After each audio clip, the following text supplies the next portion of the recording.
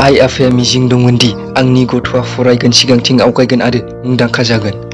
नाथाय फरायनाय लिरनायाथ' गोसोआ बास क्लास 8 सिमल'सोमोन नोंहा। 9आव फैयै फैयै गोसोआ डिस्ट्रेक्ट जानो हमबाय। फिल्मनि हिर' बादि लाभ ब्रेकआपआव गाब्र'नानै जौ सिगारेट बियार लोगो लाबाय। स्टाडियाथ' बास मुंनिल'सो जाबाय। जिउखौ दिन्थिफ्लानाया बास जागायबाय। फेसबुक, इन्स्टाग्राम, वाट्सएप ससियेल मिडियायाव DSLRनि फट' आपल'ड होनानै नंखाय स्टेटास होनो सोलोंबाय। गावखौनो रिच दिन्थिनो सोलोंबाय। 9, 10, 11, 12 रंजानायाव लोगोफोरजों लास्ट बेन्चआव माबोरै बारलांखो मिन्थियालाबासिनो। स्कुल एंगारनायनि आफसोसथ' दंमोन, नाथाय रिजाल्ट नुनानै रिग्रेटबो जाबायदि गासै 4 बोसोर जाय लाइफनि इम्परटेन्ट दंमोन बेखौ आं टेम्परारि रंजानायाव बरबाद खालामबाय। नाथाय न'आव आइ बाबाया आरोबाव आंखौ सापर्ट खालामबाय।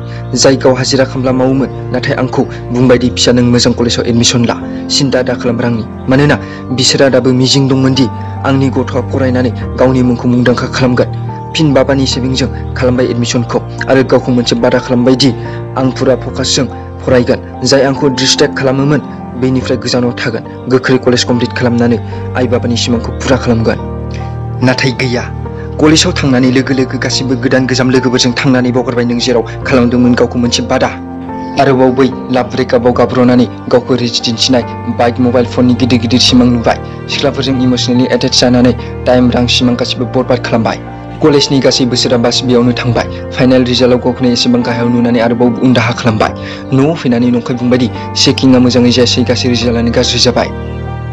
नाथाय मोनसे समाव बाबानि गाज्रि देहाखौ नुनानै गोसोआव गावखौनो मुगैनाय फैबाय। नाथाय बेनि उनावबो आंनि आइ बाबाया बेखौ फोथायनाय दंमोन दि आंनि गथ'आ सानसे समाव गिदिर मानसि जागोन आरो जोंनि बोराय बुरै समाव हेफाजाबगिरि जागोन। अब्ला मानो खालामनो आं टाइम पास? जिउआव ओरैबादि गोरोन्थि मावबायदि साननो जिरायोब्ला गावखौनो लाजिनाय मोनो। गावखौ आरो गावनि फेमिलिखौ ओरैबादि थगायबाय दि जायखौ खिन्थानायनि लाइक गैया। गोनां टाइमाव गोनां खामानिखौ मावासै आं। खालि टाइम पासआव गोसो होनानै गावखौनो हिर' साननानै जाय गासैखौबो सर्टकाटआव मोनोमोन। नाथाय दा बुजिना मोनबायदि साक्सेसनि जेबो सर्टकाट गैया। नाथाय बे गासैखौबो साननानै आं दुखु खालामा।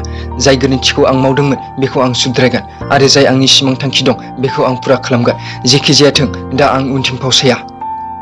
फाल्तुनि ससियेल मिडिया बायदि लाइफनिफ्राय गोबां गोजानाव थागोन आरो बै लाइफखौ मोननो थाखाय गावखौ नाजानायनि अराव बावसोमगोन। जाय आंखौ मिनियोमोन, सोंखारियोमोन बैसोरनि खुगाखौ बन्द खालामगोन। मानोना दाबो आंनि आइ बाबाया बेखौ मिजिं दंदि आंनि गथ'आ सानसे नङा सानसे साक्सेसफुल मानसि जागोन आरो दा आं बे मिजिंखौ सिफायनो हाया।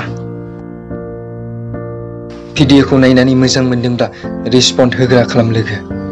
मोजां मोनो गोसोआ जेब्ला नोंथांमोना कमेन्ट खालामो, जायजों आं सिंनिफ्राय गोबां इन्सपायार जायो बेबादि भिडिअ बानायनो। बेजों लोगोसे थेंक्स फर वाचिं।